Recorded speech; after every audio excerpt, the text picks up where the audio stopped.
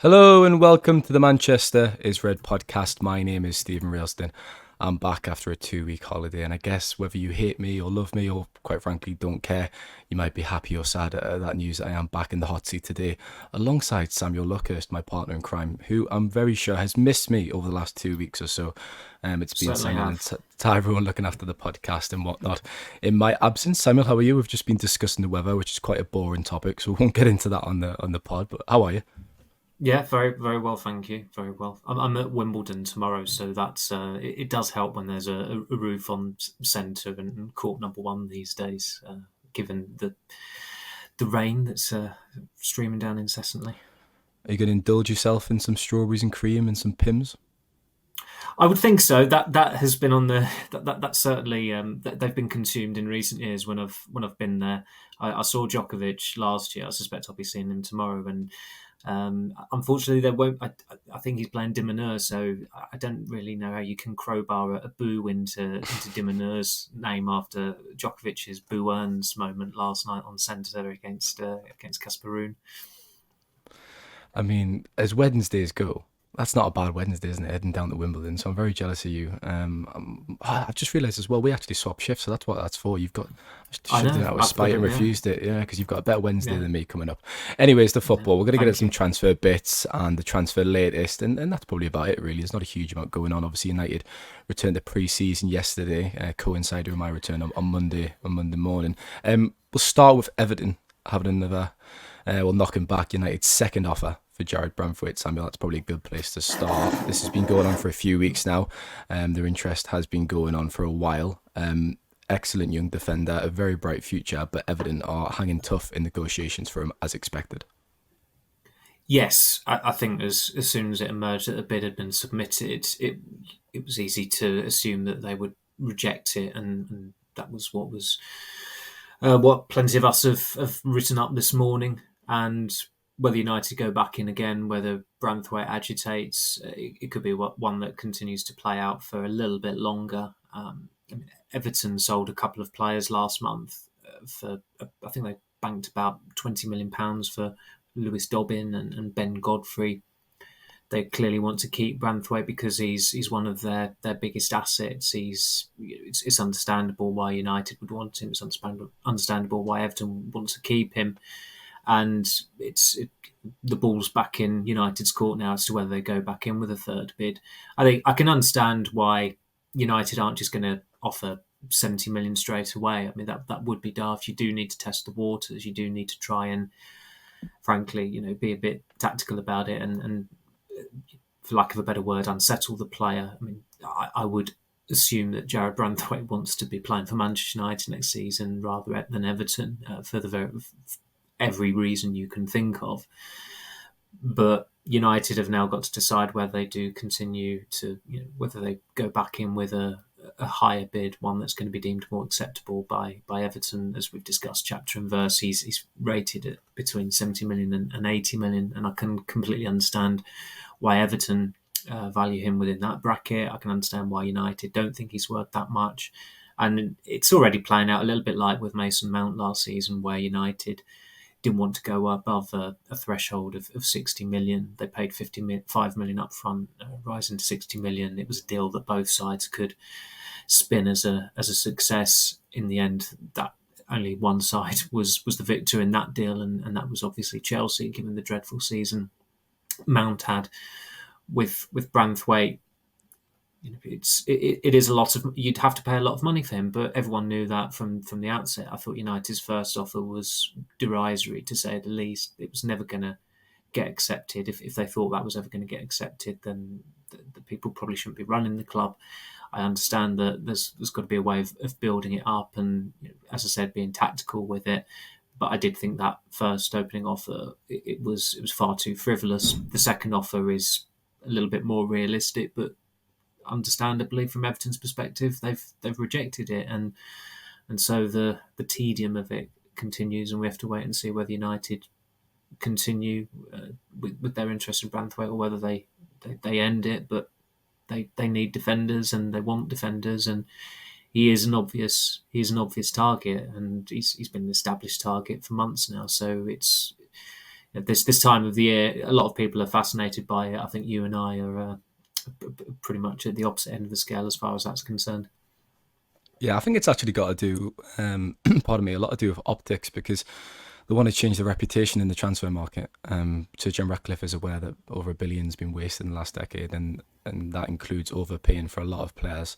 And going into that deal and overpaying at the first opportunity doesn't necessarily send the correct message, does it, out to other clubs at such an early stage of their ownership at a crucial point. Moving on then, Samuel, to Joshua Zirkzee. He's obviously still at Euro 2024 with the Netherlands, who will play England on Wednesday night. So hopefully he's coming home and football's coming home. But United are making progress on that deal as well. That sounds quite positive now. And AC Milan have pulled out as well, which points towards a deal potentially getting done sooner rather than later. There's definitely positive noise coming out of that one. Yeah, I didn't really ever think that Milan were credible competitors for United there. Maybe there was just a bit of noise in Italy because it suited the player, or I mean, there's a release clause, so it's not like there can be a bidding war. But as far as agents' commissions go, there's a bidding war for that, and the overall package will be a lot more than 34 million because if you're signing a player for a release clause, one of the payoffs for the player's representative will be to get a good commission. And in the case of Zirkzee, there's been talk in Italy of the overall final fee rising to something like £46 million, so well north of 50 million euros.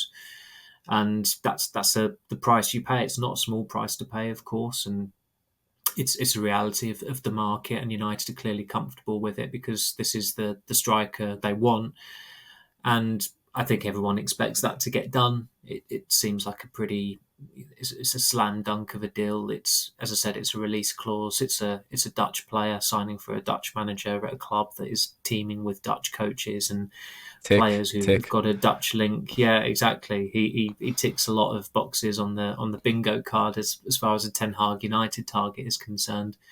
And I think I think everyone's just expecting that deal to be announced at some point.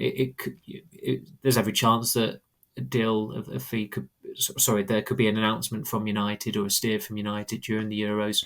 You go back 3 years ago and the fee for Sancho between United and Dortmund was agreed, I think, before England's quarter-final against Ukraine. I think certainly England were in the knockouts by that point, so it's not like they're waiting necessarily for the Netherlands to be eliminated or to win the Euros. There's every chance that there could be some kind of a steer this week on that, and I'm sure United will go to their unofficial mouthpiece, which they've done quite a lot recently. He's represented by Kia Jarabshin, of course, who actually owns a lot of horses, Samuel, with Ammo Racing, and they're quite controversial because Kia kind of comes on the TV and he just sacks trainers, horse racing trainers, willy-nilly, so he's got that kind of football business sense. So I wonder how many horses he's going to buy with that hefty agent fee that he profits from this deal. You'd think he'd get on well with... You think he'd get on well with Ferguson if he's got a big interest in horses, but of course they ended on pretty bad terms over Carlos Tevez 15 years ago. So maybe that's a way of building bridges if Kia Jarabshin's to come back into the building at Old Trafford. Yeah, I'd imagine they'd definitely be in the same circles anyways around the racing world. Moving on then. Players come back into Carrington on Monday morning. Mason Greenwood briefly returned to the training complex for talks. Marseille are now pushing ahead for a permanent transfer with Mason Greenwood. We've always kind of stressed the importance of getting this one done pretty urgently, considering what's gone on in the last 2 years or so. But it seems promising that now is moving ahead. Yes, and they wanted to get that and want to get that boxed off as quickly as possible, which is completely logical for every reason we can think of and have discussed ad nauseum in the past about why Greenwood needs to be sold this summer. And he was there, as far as I understand it, with his father, Andrew, yesterday morning. It was believed to be brief. Again, United were quite keen to inform their unofficial mouthpiece of that, and then they communicated it far and wide. They're in advanced discussions with Marseille. Marseille made a bid for him 2 or 3 weeks ago, I think it was. I think the interesting strand to it all, I suppose, is it's just as well. And I wasn't certainly, I didn't think he was right for United, but Roberto De Zerbi, there were a lot of I think there are a few stories to tell from his time at Brighton as what a hothead he can be, but the prospect of him coming into United, you could clearly have seen him pushing in heaven and earth to have Mason Greenwood in his squad, and that's exactly what United did not need from a new manager. So they've at least avoided that, and of course De Zerbi's the coach at Marseille, and it looks like Greenwood's going to end up there where they have a very fanatical following. I mean, this is a following that's so fanatical they embraced Joey Barton in 2012 when he was loaned there from Queen's Park Rangers. So I don't think the Greenwood famous will French struggle. accent, wasn't it? Yeah, His it press was. Yeah, conference. yeah. I don't think Greenwood will struggle for supporters in Marseille. Put it that way. But he's not going to play for United again. He clearly ended his exile from the training complex yesterday. I think he hadn't been there for 2.5 years, but it was just to speak to the what is now known as the football leadership team.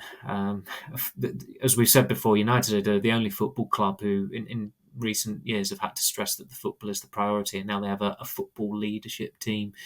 So the discussions were just held there to clarify the situation, and if he had anything lingering in his locker, he could clear that out and then clear off. I don't expect he'll be going back to Carrington again. At least football is the priority now. It used to be how many likes they had on Twitter or TikTok subscribers. Remember those kind of conference calls and the app rating about the as social well. That engagement. was another one. Yeah, it was like an episode of Black Mirror, wasn't it? Sometimes. Jadon Sancho wasn't accounted for. Samuel, United have remained tight-lipped on the situation. I think you contacted representatives, didn't you, for comment? So we're not actually sure whether he did arrive at Carrington or not. He wasn't included in the imagery and footage, etc. that was released. Should we start the hashtag? Where is Jadon Sancho? Because where is Jadon Sancho? Well, Sorry, it wouldn't be the first. No. It wouldn't be the first time he's gone missing. I mean, he went missing on his last start for United in the FA Cup final in 2023. But I think it is very safe to assume that he was not there yesterday. His representatives haven't responded for comment. United, as I said, remain tight-lipped. I spoke to people who were at Carrington yesterday. Nobody saw him come in. There were some autograph hunters there. He's normally quite good at stopping with autograph hunters, and they didn't account for him. You look at every player that you'd expect to be there is there. I don't think anyone thought that United were going to bombard Getty with images of Jadon Sancho, but United need to address this at some point, sooner or later, because Ten Hag has got. There's a game next week. There'll be journalists there. Maybe Ten Hag will stop to speak. Maybe he won't. He's done an interview with the club. I would imagine that he will not be asked about Jadon Sancho by a club reporter, but he's going to speak to journalists at some point this month, and Sancho will be brought up. And if Sancho's not turned up for work, he's got to be fined because United expected him to turn up. And he's keeping his head down. He was at some party in the Hamptons, I think, at the weekend, wasn't he? Looking at his Instagram feed. I don't know what the party was or anything, but it looked like he was in the States for some kind of a shindig. And all the evidence suggests that he was not at Carrington on Monday. Every other player that you'd expect to be there, it seems like they were there. He's not going to play for United again, but it's of interest to supporters. It's newsworthy whether he wasn't there, and it doesn't look like he wasn't there. And United are going to have to address this at some point because it is still a major issue. He's under contract for quite some time still, and of course they want to sell him, and he has got some resale value, but it's as I was told 3 or 4 weeks ago, I can't remember it was, but Greenwood's departure was far more advanced than Sancho's, and so that's proven to be the case at the moment, where he's closing in on a move to Marseille, and with Sancho it's pretty quiet at the moment. The only noise around Sancho is he actually in Manchester, and nobody knows for absolute certainty, but it would seem that he wasn't there yesterday. If he was there, then someone from his camp is free to shout across the rooftops about it, but they haven't. They're remaining silent. United, I question why they're remaining silent on it as well. They're happy to speak to people about other things that are kind of relatable, or certainly similar in terms of a player's future, etc. But with Sancho, they're trying to keep their head down, and I don't think that's the right way to go about it. I don't see any harm in them confirming whether he's there or not, because it is going to get out at some point. I mean, it's effectively got out already. The assumption is that he was not there, so is he going to get fined? That's the natural follow-up question. Yeah, I think supporters are really fed up with Jadon Sancho at the moment. They have been for a little while, and it seems to be coming to a bit of a bitter end, that one. Other rivals then, Ruud van Nistelrooy and Rennie Hack. Is it Hack or Hick? I presume Hake, I think. And I'm not, yeah, and I'm Hake. not going to butcher the goalkeeper coach's name. So do you want to enlighten me on how to pronounce that as well? I will go with Yelten Ruvlar, I think. That's a If pretty there's good if someone who speaks Dutch or is Dutch can confirm that's the right pronunciation, they're more than welcome to Yeah, well, to get that'd in be touch. great. Obviously, their appointments haven't been made official because their visas are still being obtained, or that process is ongoing, but they will be joining the club as expected. I presume you and Tyrone got into Van Nistelrooy quite a bit, Samuel, when that was kind of revealed last week. But a really positive move, I think. It freshens up the coaching staff at a time when Ten Hag has obviously had that contract extension. There's been some key departures. Eric Ramsey, who's doing very well at Minnesota.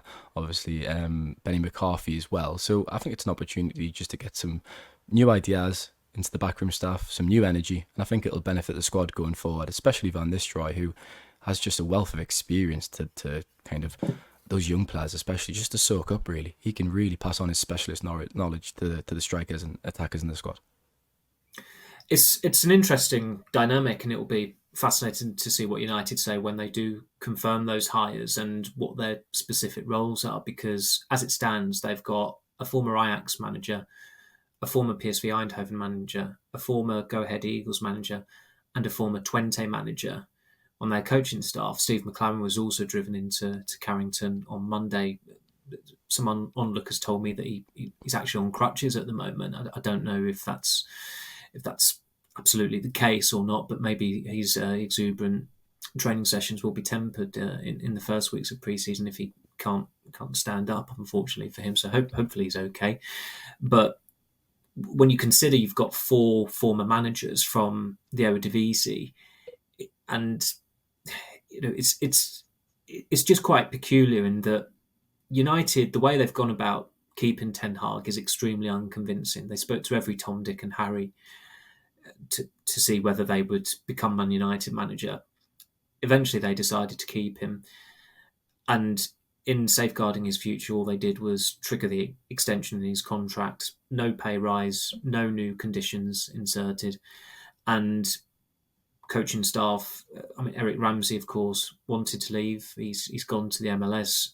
Benny McCarthy has gone. It sounds like Richard Hartis has gone. There's no confirmation as of yet as to whether Mitchell van der Gaag is going, who's been Ten Hag's assistant for the past 5 years. He would probably be the most significant departure from Ten Hag's perspective. But United haven't bothered to wrest any kind of control on this story, and already people are wondering whether, given the seniority of these coaches coming in, are Ineos trying to dilute Ten Hag's influence?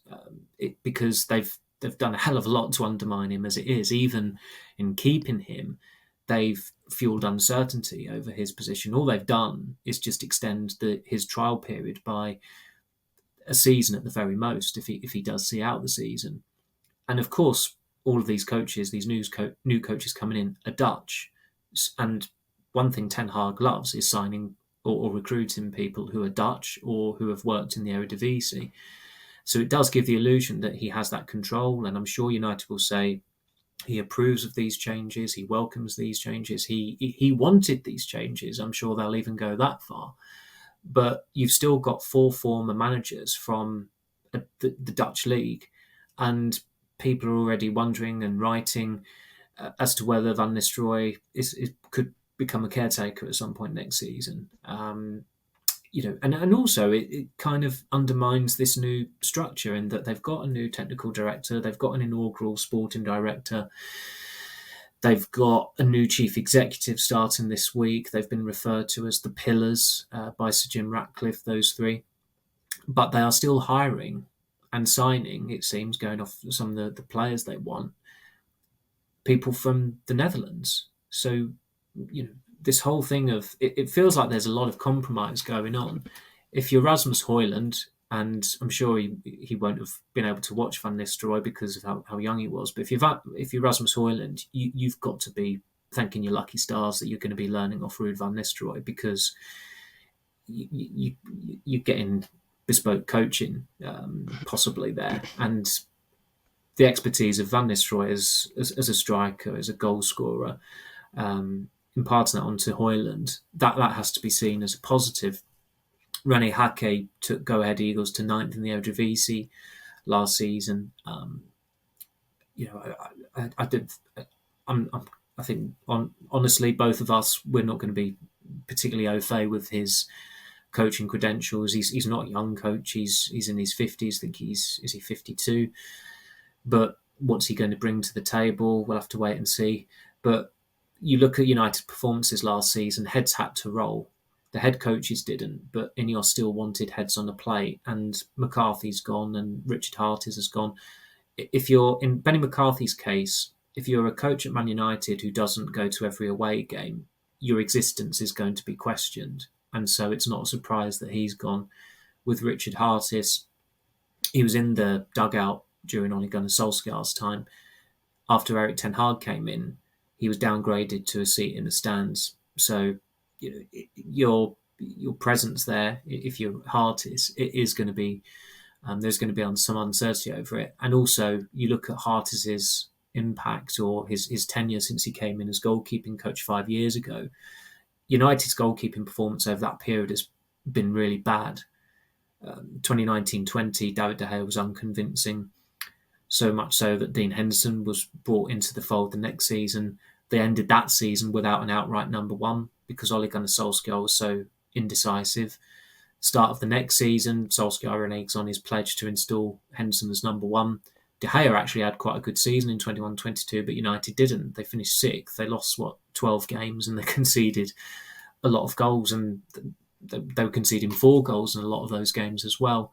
Ten Hag comes in. He's unconvinced by De Gea after one season, and he's released.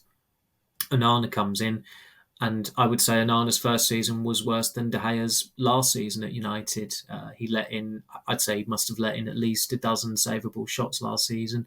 I completely understand why United made that change, and I think Onana will be more dependable next season. He's a good character. He's made some very good saves as well last season, and there were signs towards the tail end of it that he was getting better and he was more settled. And he told us at Forest in February that the first 6 or 7 months were difficult, a difficult period of adaptation for him off the pitch. So hopefully he's in a much more settled place now, and he's really popular. He seems a really good guy, and you look at the attributes of him as a goalkeeper. He can be a world-class goalkeeper for United, but something clearly was amiss on the training ground during the session. So I fully understand why United would want to change goalkeeping coach. The irony, of course, is Jeleten Ruvela. I'm having to look at that name on my screen. He has just spent a season with Burnley coaching a couple of gaff-prone goalkeepers in James Trafford, and is it Muric who replaced him? Some of the errors he committed towards the end of the season were gobsmacking. So hopefully he doesn't afflict Onana and Tom Heaton and Altay Bayındır in a similar way. Hopefully with better goalkeepers, he gets better performances at United next season. So I understand the coaching changes and completely agree that there had to be some coaching changes, but it still comes back to Ineos losing their nerve over the main man, and that's the man in the manager's office. And they will, vindication will only come if United have a much better season next season under Erik ten Hag. Very fair points and well made. I think Eric Ramsey's departure was quite big in April. He was popular among the players. He could speak multiple languages, Spanish, French, and that really helped. to convey messages on the training ground. And I know he was brought in as a kind of a set piece coach, but he took on a much wider berth, I should say, as a first team coach, and he took the majority first team training sessions with Mitchell van der Gaag. So naturally, when he departed to join Minnesota, they did need to replace him, and it'd be interesting to see who takes it up. I presume Rennie Hake will assume his responsibilities, but we'll find out in the fullness of time, I imagine. We'll leave it there for part one. We'll be back in a moment for part two.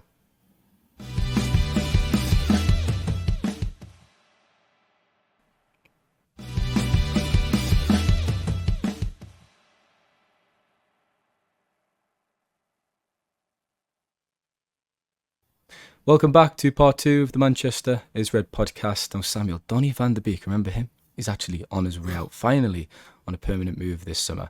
I did an article in, one sec, let's just check when it is, because I've got the numbers, in September 2023 on Van der Beek, and I calculated how much United had paid for every one of his starts.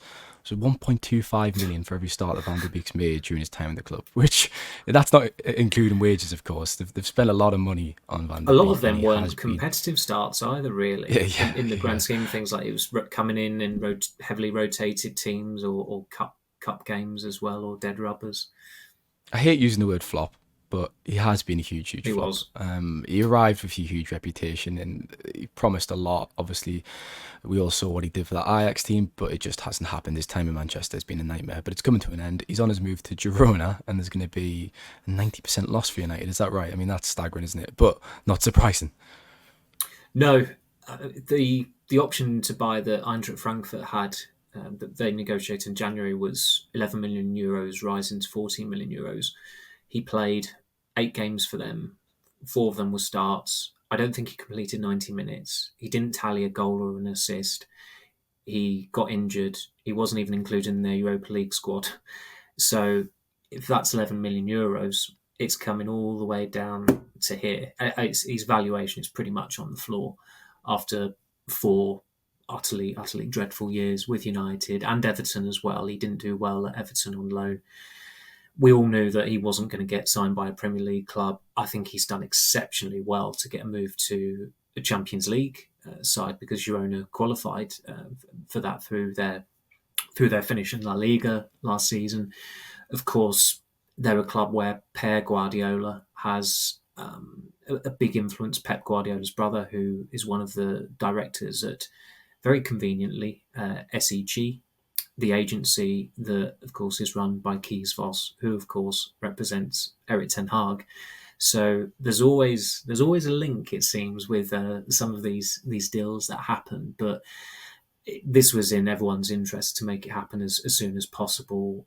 I'm pretty sure he wasn't at Carrington on Monday because he's not needed. It happened last season with Alex Telles and Eric Bailly. They didn't turn up because they were surplus. They were going, and I think they went relatively quickly or early on in the summer.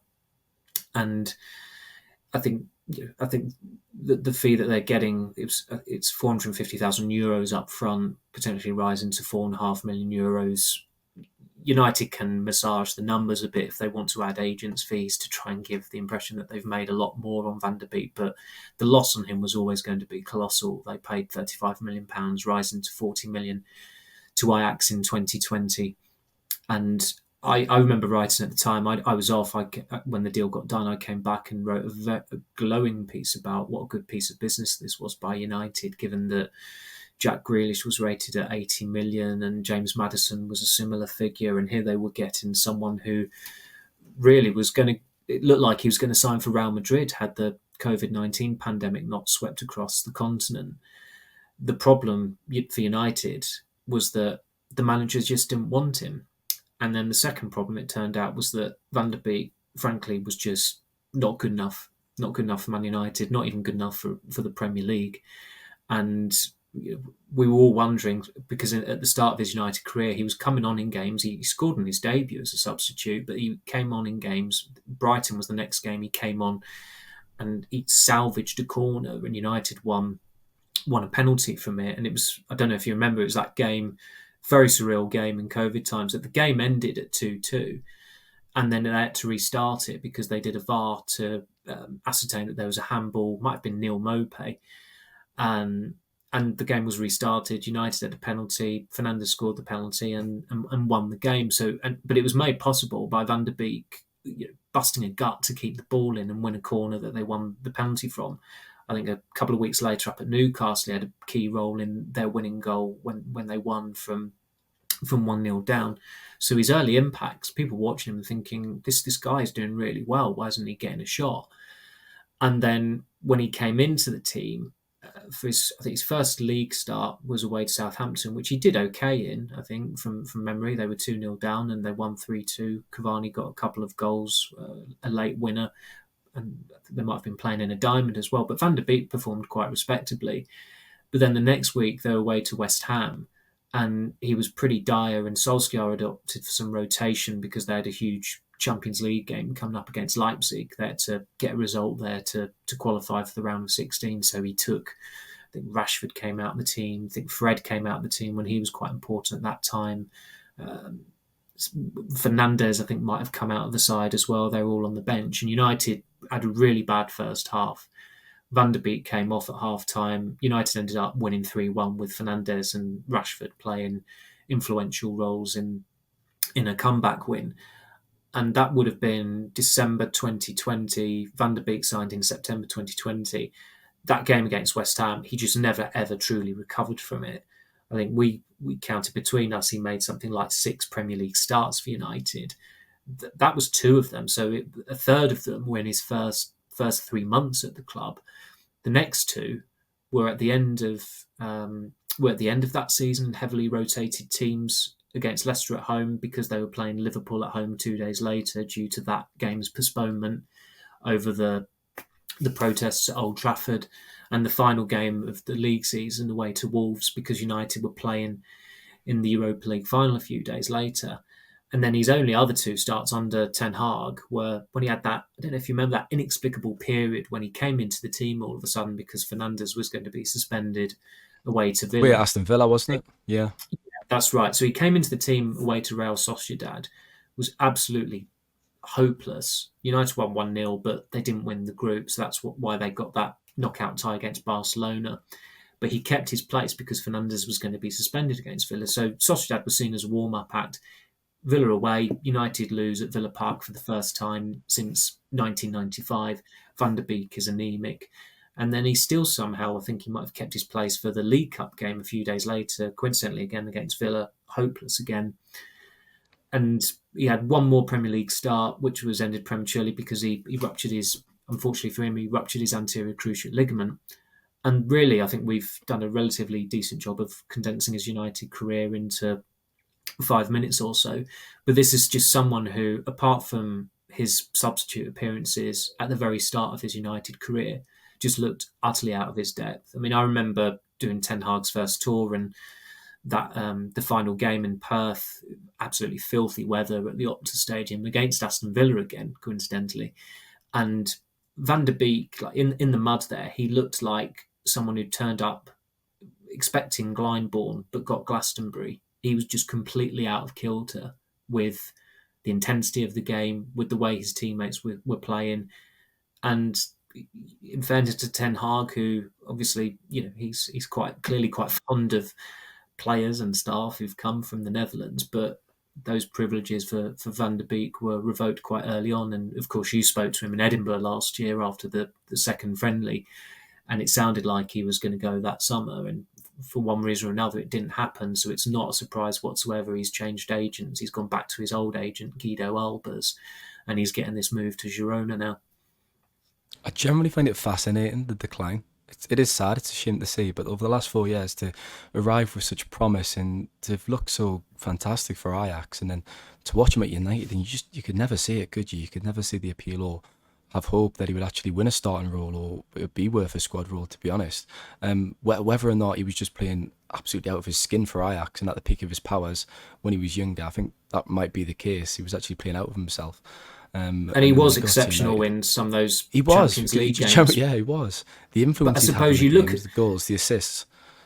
Yeah, I suppose you look at those Champions League games now and you look at what's happened to some of the other players, and ironically, United's probably going to sign one of them in Matthijs de Ligt. But it's almost like international tournament form. specific games where players just raise their game because all the eyes of the world are on them. They play out their skin and they You've give the heard me make illusion this that they're point many better times than about they that are Ajax possibly. team.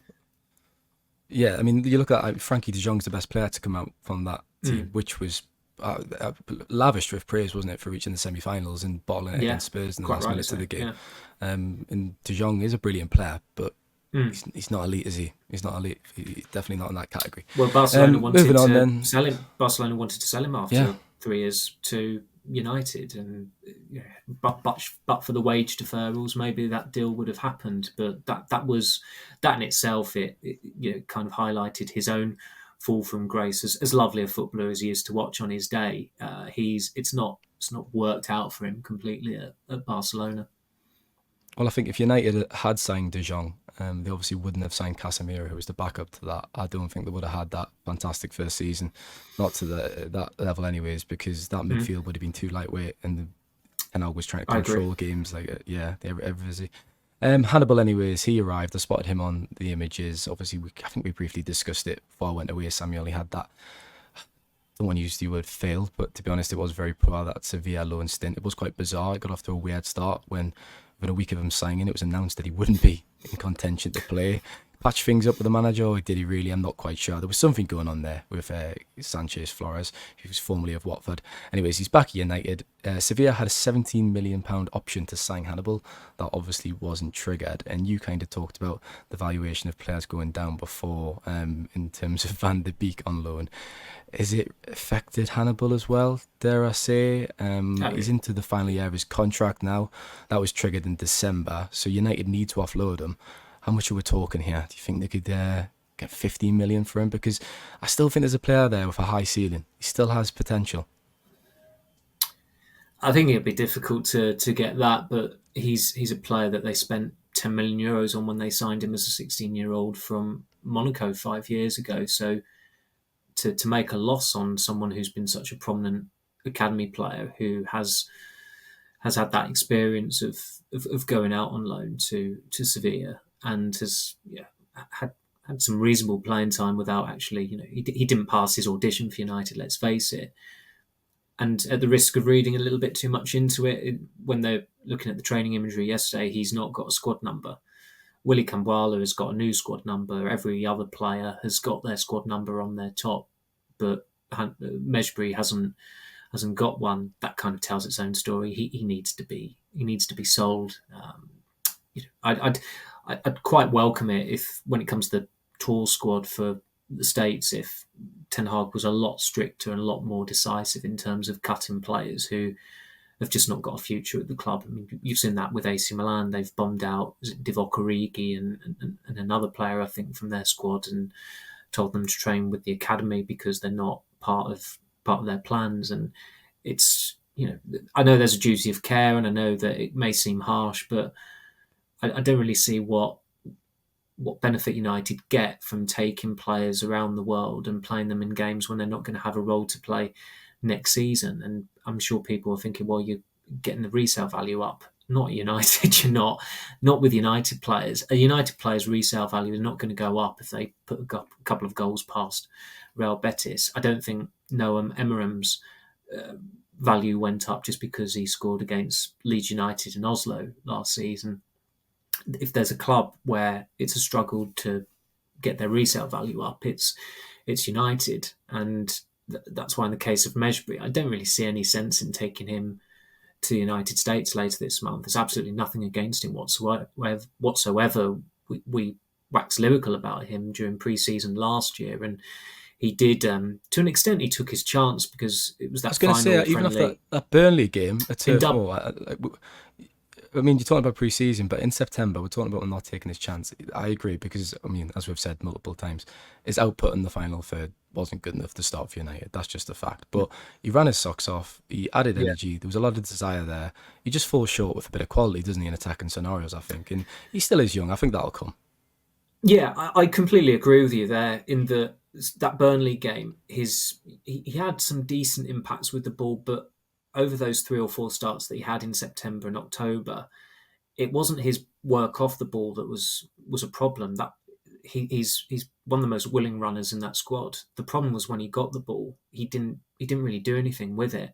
And if you're a playmaker or you're an attacking midfielder, that is a significant problem, particularly at United, where the demands are far greater than most other clubs, and the scrutiny is greater than any other club. So I hope for his sake he gets a good move, because I think he does deserve one. I think his progress at United over the past 5 years is encouraging. He has developed into a good player.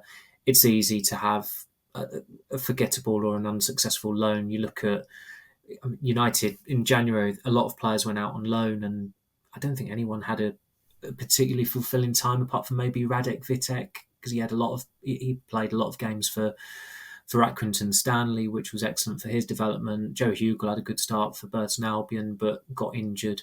Dangor played once, was it for Port Vale, got injured. Unfortunately for him, he's dislocated his shoulder as well. So at that age, if you have one or two bad injuries and a bad loan, the setbacks can be so significant. In the case of Gore, he had quite a decent pre-season last year and made his debut against Palace, and within 6 months, if that, it doesn't look as bright and sunny for him, the outlook. So that's the invidious position that's for young footballers, and you hope that that those who have those hardships, they get back on their feet and they go on to have fulfilling careers.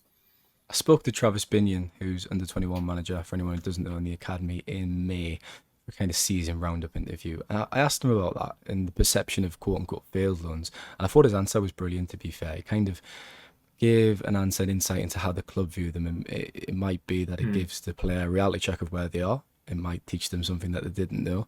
So I think the feeling is within United, and of course they would say this, but that loans necessarily aren't failed when they may look like that from the outside, because it does teach something, and they can look back on it basically and learn lessons. And if you haven't read that piece, it's probably worth it, because Binion's answer is way better than I've just conveyed there in podcast form. Willie Kambwala, Samuel, he had a similar breakthrough to Hannibal Medri last season. Kind of came through the academy into the squad, started at West Ham around the Christmas time, played a few games in the spring as well. He was quite impressive in some performances. I think back to the 2-2 draw against Liverpool, when he kind of lost the ball and he really recovered down by the Stretford end, by the tunnel. I can't remember, it was Darwin Núñez maybe on that side. But then we were both down at the South Coast on Bournemouth, and we spotted it from the kind of start of the game that it was going to be a challenge dealing with Dominic Solanke. Yeah, and he did for that first goal. So I still think he can have a role next season, though. We'll talk about the kind of defensive upheaval, and we're kind of seeing United signing 2 defenders. But I do think Kambwala can have an effect and kind of play in those kind of cup competitions and continue learning. Whether he's good enough to start, I don't think so. But he still is, like Hannibal, a young player. Well, he's had a squad number upgrade as well. He's gone from 53 to 32, it looks like. That's the number that he sported on his training top yesterday, and players do wear their squad numbers on training gear. So that would, looking at that on face value, that has to be a positive for him. Johnny Evans hasn't re-signed yet. Maybe he will do, but you'd have thought that should have got done by now. I mean, Tom Heaton was done pretty quickly, where his contract was expiring. He renewed pretty soon after that. With Evans, it's been, what's the date today? Is it the 9th of July? So he's been out of contract he's been a free agent, for 9 days. And he had for him, it is a difficult position, because he showed last season that although he did have some injury issues, he can withstand, the wear and tear of operating at that level still, in that he started quite a few games. He was excellent in some of those games as well. I thought he was, in terms of player ratings of last season, he'd have been one of the top ones if you assigning them individually, just because of how well he did and how many games he played and how much of an asset he was. And as I said before, when he came off against City away, United went to pot. But where United want to bring 2 centre-backs in, from his perspective, he's probably looking at that and thinking, am I really going to get as many opportunities in a second season as I did last season? Would it be better just to go somewhere else where he is likely to play more often? Or does he want the romance of bowing out having won the FA Cup? Or does he want to just settle with sticking with his boyhood club? He's got a lot of options there. and there's no indication that he's retiring, but he hasn't returned for pre-season training because he's not a Manchester United player. Somebody might want to tell the people who run the club website that, because they've got him in the first team section and they've got Sofian Amrabat in the first team section. Neither of them are Man United players at the moment. Amrabat is a Fiorentina player again, so it's a little bit peculiar on that front, but not the first time they've been slow on the uptake. But yeah, with Kambwala, I mean, I think, was it 3 starts he had last season? I think it was West Ham, Liverpool, and Bournemouth. Yeah, Free's correct. I think he showed his callousness when he came on against City and Chelsea. He came on in those games when United weren't losing them, and they ended up losing both of them in pretty catastrophic manner against Chelsea in particular. So I think as a fifth choice defender, as a fifth choice centre back, I think that's logical. He will get opportunities. He's still, I think he overachieved last season. He didn't even get included. Yeah, he was playing for the under-21s, wasn't he? For the first 6 months or so. And that Wrexham game, when it was the academy who played, he didn't even start in that game. And I was told that Ten Hag said that, referring to the defensive injury issues they had last season, he said that to a staff member, if you told me during pre-season Willy Kambwala would be starting for me, I'd have called you crazy. He did not count on picking Willy Kambwala at all last season. So it's to Kambwala's credit that he largely stayed injury-free. Unfortunately for him, he got injured just before the Cup semi-final against Coventry, which he probably would have started in if he was fit. So that would have been galling for him. But he still made the bench for the FA Cup final. He's got an FA Cup final winners medal, which not many people in the world can say that. So last season for him was an undeniable success given the starting point. And hopefully stays injury-free this season. And what you were just saying, what Binion had sent about negatives actually being seen as a positive, the going over he got from Dominic Solanke, good, because defenders have to learn that way. They have to they have to go through the school of hard knocks. They have to be dominated by forwards because that's the way they learn from them. John Stones has been one of England's greatest defenders, you have to say, given the success he's had at international level and club level. And look at what a pushover he used to be during his Everton days and also in his first season at City. So it's not a disgrace to get a going over from Dominic Solanke or to be on the losing side at Stamford Bridge or the Etihad. Those are really good experiences for him. And I know I'm sounding like a United coach or a United Academy coach. It's true, though. But it is true. It is absolutely true. So if he sticks around and they've got 2 new centre-backs and they've still got Martinez and still got Harry Maguire, I don't think that's bad going whatsoever. I think that's something for him to, for Kambwala to welcome. And he will get chances. Europa League, 8 games, where the matchday squad is... it's up to 23 players, isn't it? Provided he stays fit, he will not struggle for involvement next season, I wouldn't have thought. It's reassuring to hear that Ten Hag thought that, because I got a lot of messages when he made his first start at West Ham in December, and my friends and people at work as well were saying, okay, come on, what's he like? I haven't watched a lot of him in the academy, and I didn't think he'd make a debut last season. I thought he was clumsy a little bit and prone to mistakes. I was a bit surprised, but look, I think he equipped himself quite well. And he's only 19. I always think centre-halves mature at a later age. It is really difficult, I think, when you're 19, 20, 21, to kind of play in central defence in the Premier League against senior forwards. So fair play to him. We did all right, and hopefully onwards and upwards. Only 19 still as well. Yeah, doesn't turn 20 until late August. And he did well. He did quite well against West Ham. It was a pity for him that United... I mean, it's a dreadful, forgettable game, but it was a pity that United lost because otherwise he'd have been a positive story from that. Should we leave it there then, Samuel? I think there's not much else to get into.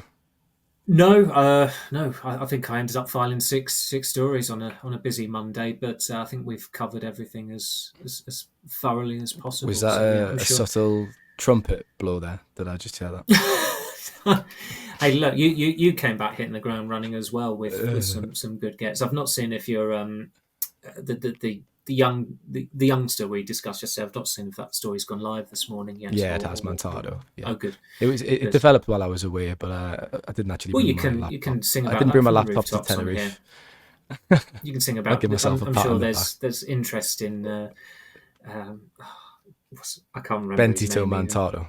Mantato, yeah. He trained with 16. the team, the first team I was in. Yeah, I mean, he's there's been a on few new training with the contract first as well. team. And for anyone that hasn't seen, Jack Kingdon as well, he played a key role with the under-18s last season. He signed a professional contract. His signing ceremony was actually today, I was told. So we're recording on Tuesday morning. The signing ceremony? Yes, well, it's when they have their images and stuff, don't they? Yeah. You signed the contract. The ceremony, though. I mean, stage, that sounds like a piece. That sounds like a piece for you to do as a follow-up. Anyways, we'll leave it there. 1,500 words, please. Thanks for your time, Samuel, and thanks to listeners. As usual, we'll be back later in the week, and I hope Samuel has a great time at Wimbledon and doesn't get too wet. Take care.